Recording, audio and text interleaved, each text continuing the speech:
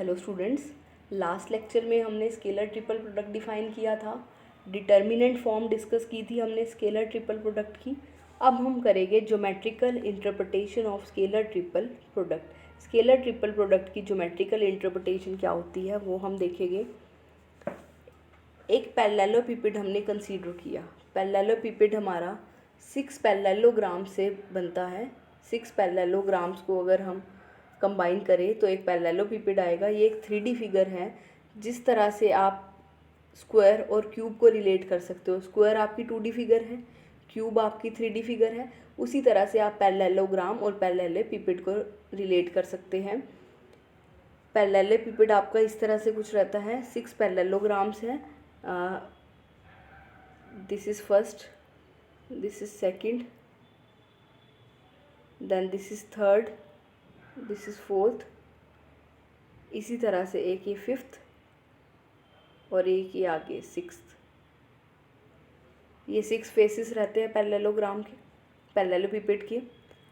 अगर आपके पास कोई पैरेललोग्राम है, से हमने एक पैरेललोग्राम ले लिया जिसकी आपको 2 एडजेसेंट एजेस के गिवन है, say this is A vector, this is B vector, तो आपका पैरेललोग्राम का एरिया क्या रहता है? A vector cross B vector magnitude.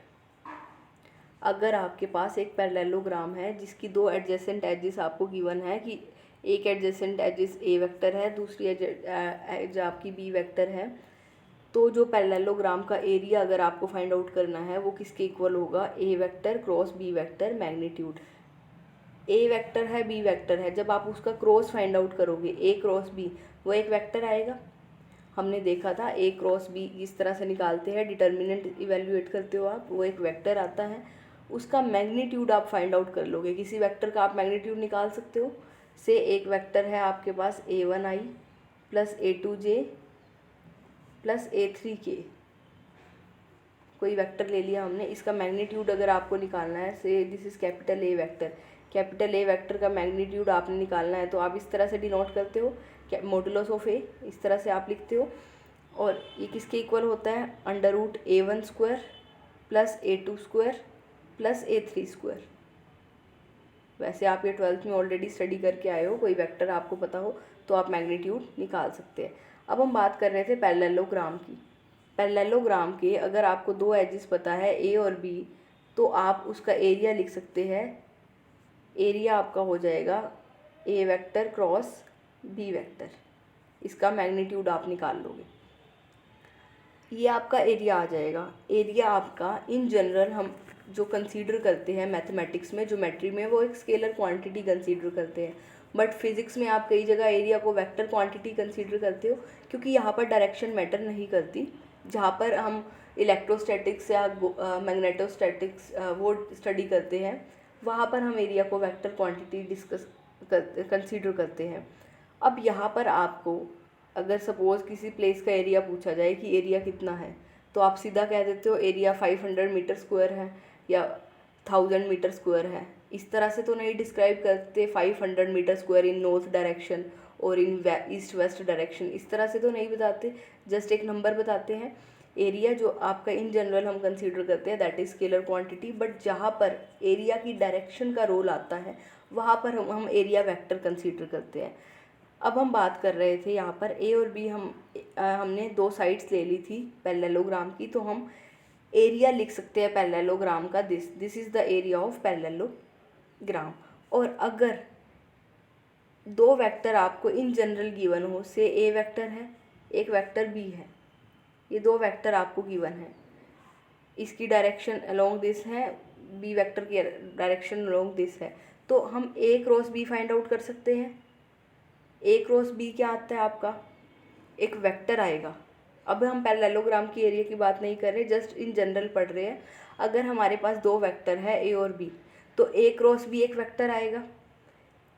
A cross B vector आएगा तो उसकी कुछ डायरेक्शन भी होगी, और जो ए क्रॉस बी की डायरेक्शन होती है वो ए वेक्टर और बी वेक्टर दोनों के ही परपेंडिकुलर होती है।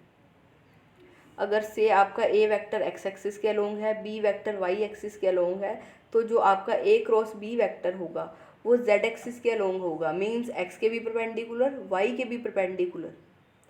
ये आप ऑलरेडी 12th में करके आए हैं, ये हम यूज़ करेंगे, जस्ट इसलिए हम रिकॉल कर रहे थे कुछ रिजल्ट्स ये। अब हमने ज्योमेट्रिकल इंटरप्रिटेशन अब हम स्टार्ट करते हैं। हमने एक पैरेललेपिपेड कंसीडर किया जिसकी 3 एजेस हमने ले ली, ओ ए, ओ बी और ओ सी, और उनको हम रिप्रेजेंट कर रहे हैं 3 वेक्टर से, ए बी और सी।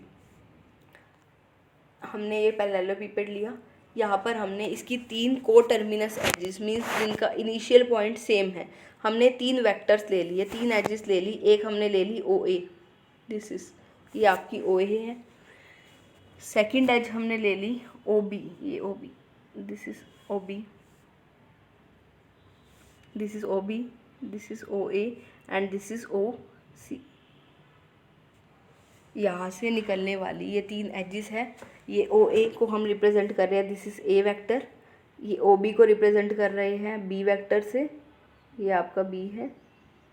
ओ बी को रिप्रेजेंट कर रहे हैं बी वेक्टर से, और ओ सी को रिप्रेजेंट कर रहे हैं हम सी वेक्टर से। This is O A, O B and this is O C. अब यहाँ पर इतना हमने कंसीडर कर लिया। हमने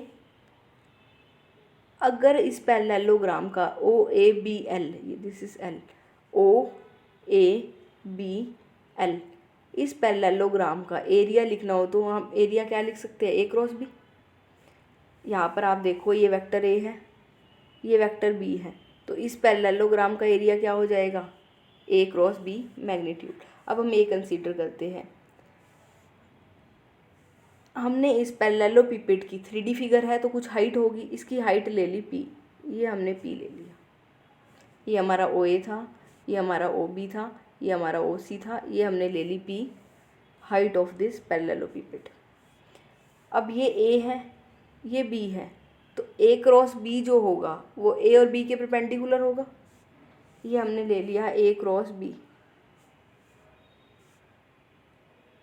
जो ए वेक्टर और बी वेक्टर इस प्लेन में है, ए और बी के परपेंडिकुलर एक vector A cross B vector हमेशा ए के भी परपेंडिकुलर रहता है, बी के भी परपेंडिकुलर रहता है, वो हमने डिनोट कर दिया इससे। और थीटा हमने ले लिया angle between A cross B और सी वेक्टर। देखो ए वेक्टर आपके पास हमने ये था कंसीडर किया था, बी वेक्टर हमने कंसीडर किया था, सी वेक्टर हमने कंसीडर किया था। अब ए और बी वेक्टर है तो उससे हम A cross B vector find out कर सकते हैं। ए क्रॉस बी एक वेक्टर आएगा और उस वेक्टर की जो डायरेक्शन होती है वो ए के भी परपेंडिकुलर होती है, बी के भी परपेंडिकुलर, तो वो डायरेक्शन हमने ले ली। ये हमारा ए क्रॉस बी वेक्टर है, this is A cross B, जो ए के भी परपेंडिकुलर है और बी के भी परपेंडिकुलर है। थीटा हमने एंगल ले लिया इस ए क्रॉस बी वेक्टर और सी वेक्टर के बीच में। ये हमारा सी वेक्टर है, ये हमारा ए क्रॉस बी वेक्टर है, इनके बीच में हमने एंगल ले लिया थीटा। क्लियर है, इतना जस्ट कंसीडर किया अभी हमने। नाउ आप ये हमने हाइट ली थी P, this is the height of parallelepiped. अब ये दोनों लाइंस क्या है, परपेंडिकुलर है, दिस इज़ ट्रांसवर्सल, ये ट्रांसवर्सल की तरह एक्ट कर रही है, तो ये एंगल अगर थीटा है, ये हमने कंसीडर किया है ए क्रॉस बी और सी के बीच में थीटा हमने एंगल कंसीडर किया है, तो ये एंगल भी कितना हो जाएगा, थीटा हो जाएगा। अगर ये एंगल थीटा है तो ये एंगल भी थीटा हो जाएगा। नाउ इस ट्रायंगल में से इस जो ये स्मॉल ट्रायंगल है, ये ट्रायंगल आप यहाँ फिगर से देख पा रहे हैं, इस ट्रायंगल में हमने पी की वैल्यू फाइंड आउट कर ली। पी को क्या लिख सकते हैं, O C cos theta, P by O C को आप क्या लिख सकते हो, cos theta, because base P base है, ओ सी हाइपोटेन्यूज है, base by hypotenuse is cos theta. तो अब कंसीडर कर रहे हैं हम A cross B dot C. A dot B क्या होता है, हमने डिफाइन किया था लास्ट लेक्चर में, A dot B is magnitude of A magnitude of B cos theta and theta is angle between A cross B and C. हमने theta angle ले लिया था ए क्रॉस बी और सी के बीच में, ये हमारा ए क्रॉस बी है, ये हमारा सी है, इनके बीच में एंगल है थीटा।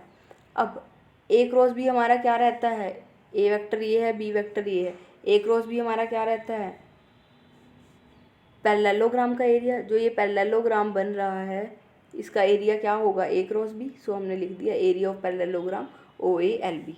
एंड सी वेक्टर क्या है हमारा, ओ सी, ओ सी को हम सी वेक्टर से डिनोट कर रहे थे, this is O C, O C को हम डिनोट कर रहे थे सी वेक्टर से, तो यहाँ पर सी वेक्टर की जगह पे हम लिख सकते हैं ओ सी, और ये हमारा कोस थीटा। हमने कंसीडर किया scalar triple product. Scalar triple product is this A cross B dot C, फिर हमने डॉट प्रोडक्ट की डेफिनेशन लगाई, उसको हम लिख सकते हैं A dot B is magnitude of A magnitude of B cos theta, और ये हमारा पैरेललोग्राम का एरिया है।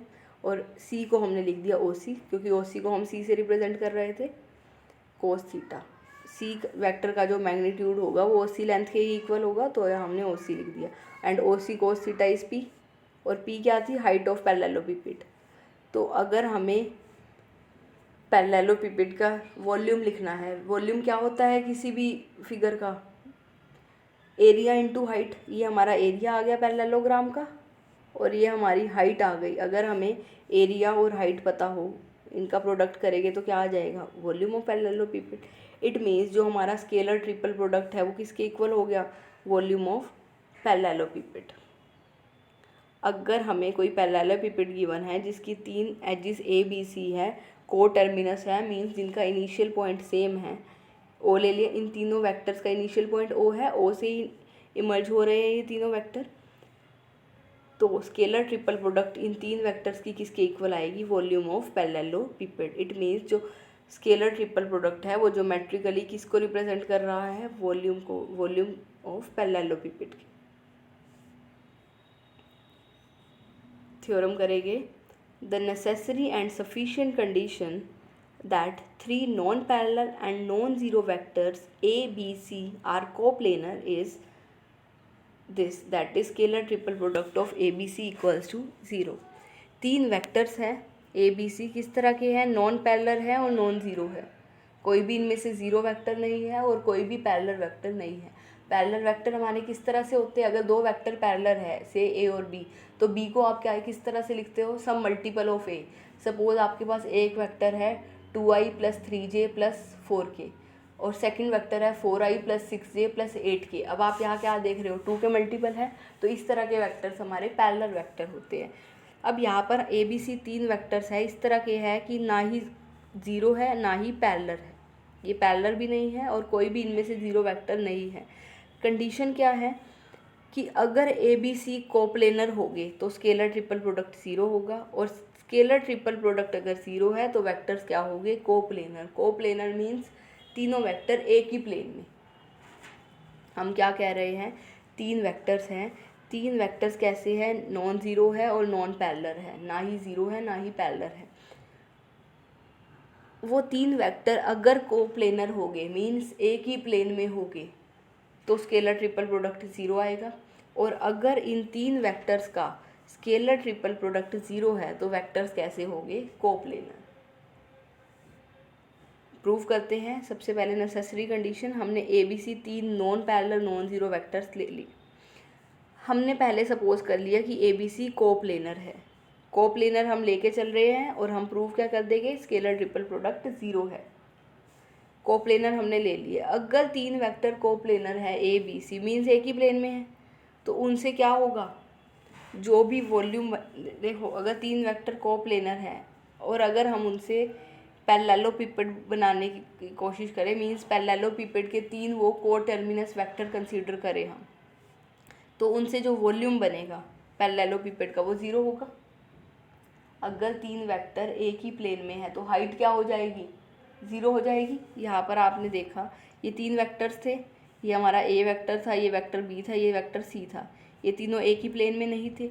अगर तीनों वेक्टर एक ही प्लेन में हो जाए, मीन्स ए भी आपका एक ही प्लेन में हो जाए, से एक ये ए वेक्टर हो जाए, ये बी वेक्टर हो जाए, ये सी वेक्टर हो जाए, तीनों एक ही प्लेन में हो जाए, तो उनसे जो वॉल्यूम होगा पैरेललोपिपेड उनसे जो बनेगा उसका वॉल्यूम क्या होगा, ज़ीरो हो जाएगा, क्योंकि हाइट ही ज़ीरो होगी। अगर हाइट ज़ीरो है तो वॉल्यूम ज़ीरो होगा, वॉल्यूम ज़ीरो होगा तो स्केलर ट्रिपल प्रोडक्ट ज़ीरो होगा, क्योंकि अभी हमने देखा कि वॉल्यूम किसके इक्वल होता है, स्केलर ट्रिपल प्रोडक्ट के। तो जब भी 3 वेक्टर एक ही प्लेन में होंगे तो जो उनसे पैरेललोपिपेड बनेगा उसका वॉल्यूम हमेशा ज़ीरो होगा, क्योंकि हाइट पैरेललोपिपेड की ज़ीरो होगी। अगर हाइट ज़ीरो है तो वॉल्यूम ज़ीरो ही होगा, because volume is this area into height.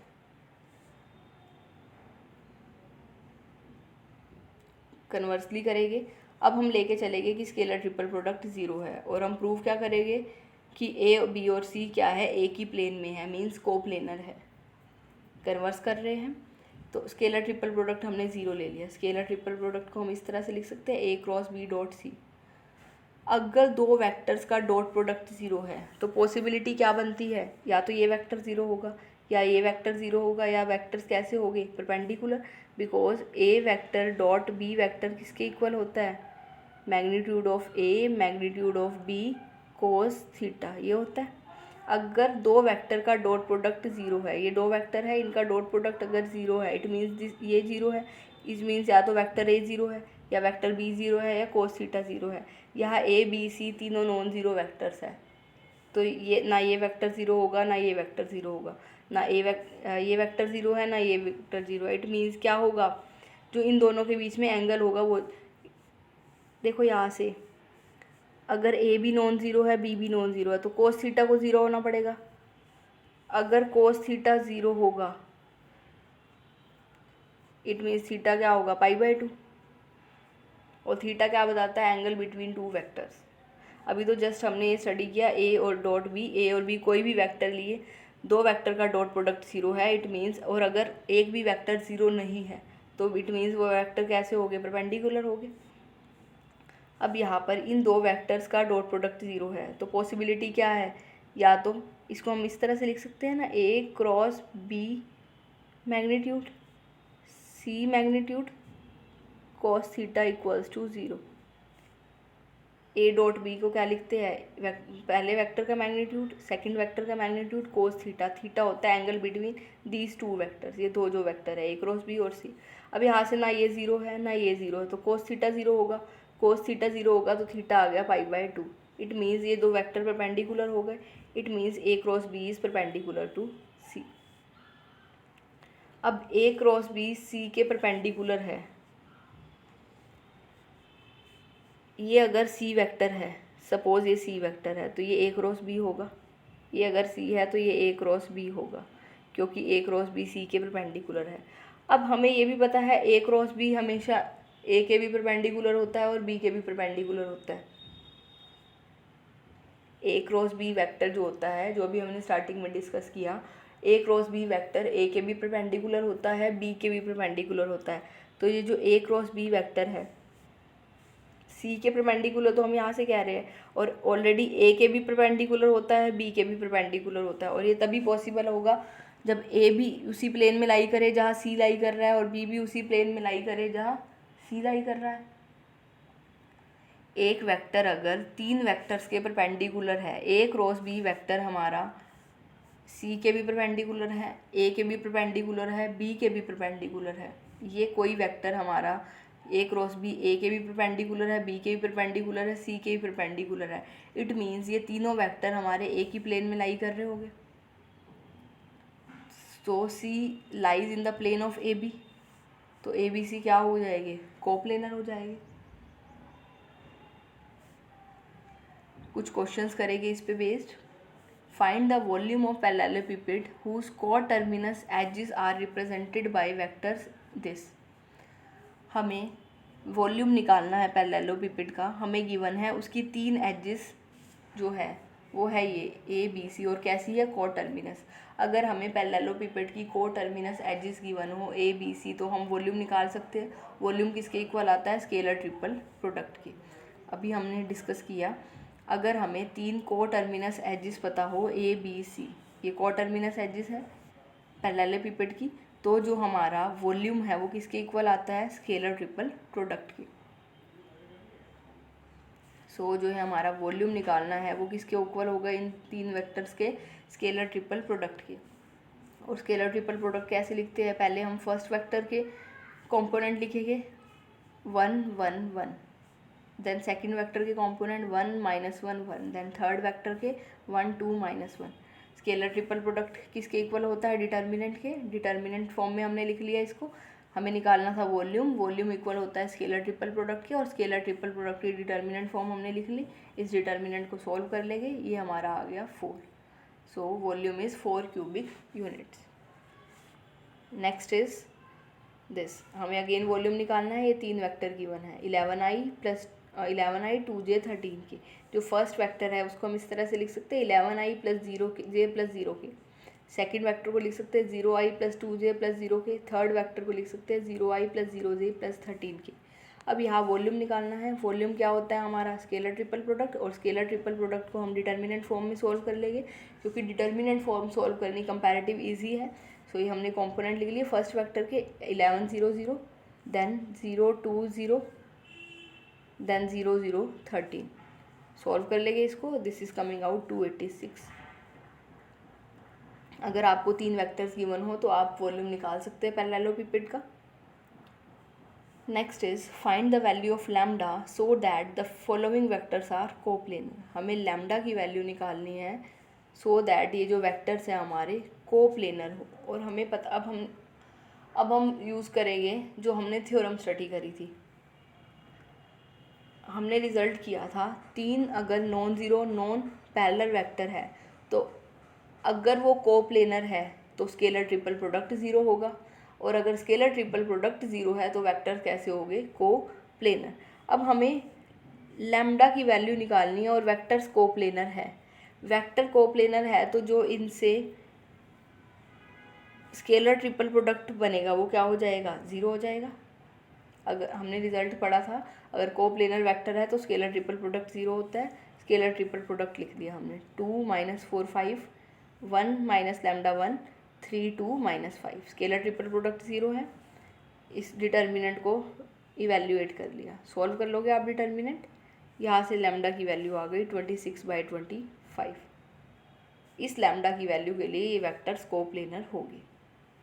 Next question, show that the following vectors are coplanar. Again हमने यहाँ शो करना है, this is question number 5 of exercise 1.1। हमें शो करना है कि ये वेक्टर्स कोप्लेनर हो गए। हमें पता है वेक्टर्स अगर कोप्लेनर होते हैं, और वेक्टर्स कैसे होने चाहिए, नॉन जीरो। ये नॉन जीरो वेक्टर है और नॉन पैरेलल वेक्टर है।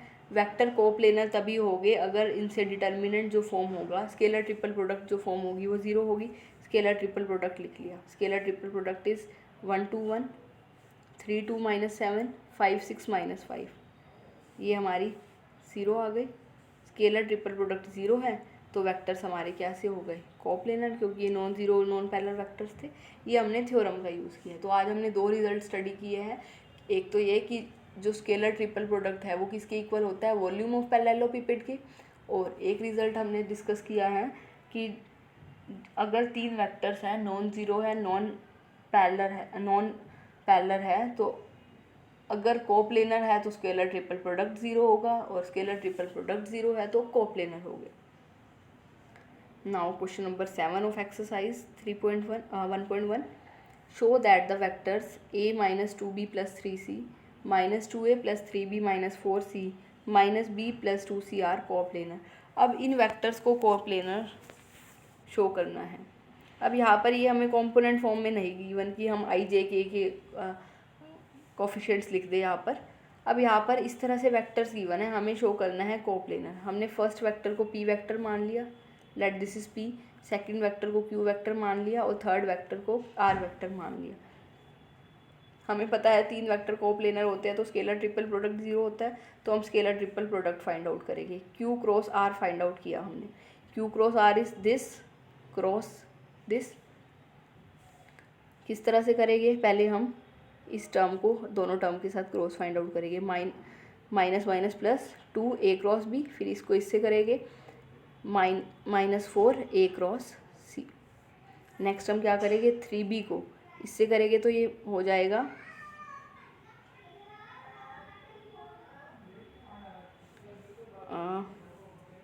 ये हमने 2 टर्म्स लिख ली। पहले -2a को b से कर दिया, देन -2a को 2c से कर दिया। अब हम कर रहे हैं दिस 3b को -b से, तो ये हो जाएगा -3b क्रॉस b। अब इस 3b को कर रहे हैं इधर से, तो ये हो जाएगा 6 3 × 2 6 b cross c।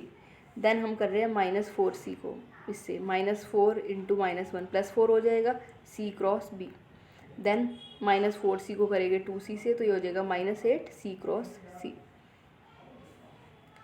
This is 2a cross b -4a cross c। 2 vectors अगर सिमिलर है तो उनका क्रॉस प्रोडक्ट क्या होता है, 0 होता है।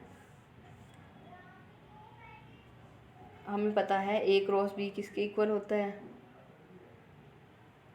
Magnitude of A magnitude of B sine theta, इसके इक्वल होता है। अगर दो वेक्टर सेम हैं, दो वेक्टर यहाँ भी ए है यहाँ भी ए है, तो उनके भी दो वेक्टर सेम है तो उनके बीच में एंगल कितना हो जाएगा, ज़ीरो। अगर दो वेक्टर एक ही लाइन के अलोंग है तो उनके बीच का एंगल ज़ीरो हो जाएगा।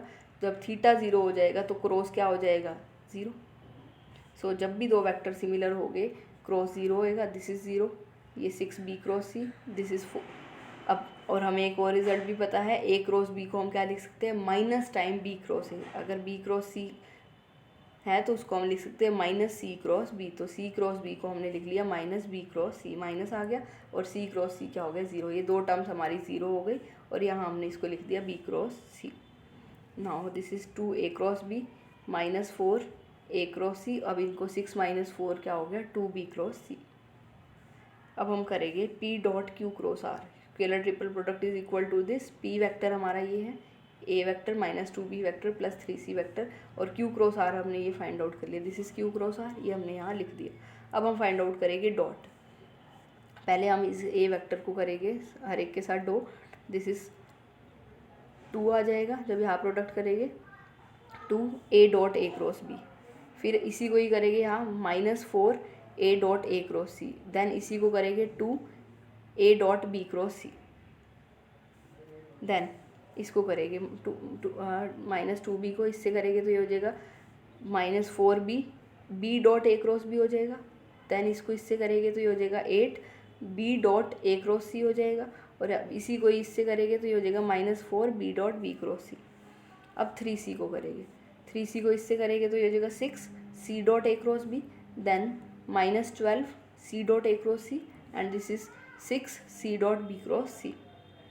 अब ये इसको हम a dot a cross b को इस तरह से लिख सकते हैं कॉम्पैक्ट फॉर्म में, this is AAC, this is ABC, this is BAB, this is BAC, this is BBC, this is CAB, this is CAC, and this is CBC। और हमें पता है स्केलर ट्रिपल प्रोडक्ट में हमने प्रॉपर्टी करी थी, अगर दो वेक्टर सेम हो तो स्केलर ट्रिपल प्रोडक्ट ज़ीरो होता है। तो ये स्केलर ट्रिपल प्रोडक्ट ज़ीरो हो गया, ये स्केलर ट्रिपल प्रोडक्ट ज़ीरो हो गया। दिस इज़ 2ABC, ये भी हमारा ज़ीरो हो गया। ये 8BAC, ये भी ज़ीरो हो गया। दिस इज़ 6CAB, ये भी ज़ीरो हो गया, ये भी ज़ीरो हो गया। जहाँ जहाँ दो वेक्टर सेम है स्केलर ट्रिपल प्रोडक्ट ज़ीरो हो जाएगा। नाउ अब ये हमारा 2ABC है। हमने एक रिज़ल्ट किया था, एक प्रॉपर्टी की थी, अगर ये A वेक्टर है, एक B वेक्टर है, ये C वेक्टर है, अगर हम इसमें साइक्लिक रोटेशन करें तब कोई फ़र्क नहीं पड़ता, ABC है उसको हम ABC लिखे या BCA लिखे या CAB लिखे, सेम ही बात है। तो ABC BCA and CAB means ये और ये तो सेम है, ABC और CAB, ABC BCA CAB, पर ये BCA नहीं है, ये BAC है। और एक रिज़ल्ट और पड़ा था, एक प्रॉपर्टी और करी थी कि अगर स्केलर ट्रिपल प्रोडक्ट में आप दो वेक्टर्स को इंटरचेंज कर दें, यहाँ AC है इसको हम CA कर दें तो क्या फ़र्क आता है, माइनस के साइन का। सो इसको हम लिख सकते हैं 2ABC माइनस 8BCA लिख सकते हैं। दो वेक्टर अगर आपने इंटरचेंज करने हैं तो माइनस साइन आएगा, एक प्रॉपर्टी हमने ये की थी, और ये हमारा पॉजिटिव ही रहेगा। दिस इज CAB है, CAB को हम ABC लिख सकते हैं क्योंकि CAB और ABC सेम है, ABC BCA CAB सेम ही है, तो इसको हमने यही लिख दिया। इसमें आ गया एक माइनस का फ़र्क। अब इसको हम सोल्व कर सकते हैं, this is 8ABC plus 6 + 2 8, 8 - 8 this is 0। Scalar triple product 0 आ गया, तो तीनों वेक्टर कैसे हो जाएंगे हमारे कोप्लेनर, यही प्रूव करना था हमें। नेक्स्ट क्वेश्चन हम नेक्स्ट वीडियो में डिस्कस करेंगे। Thank you.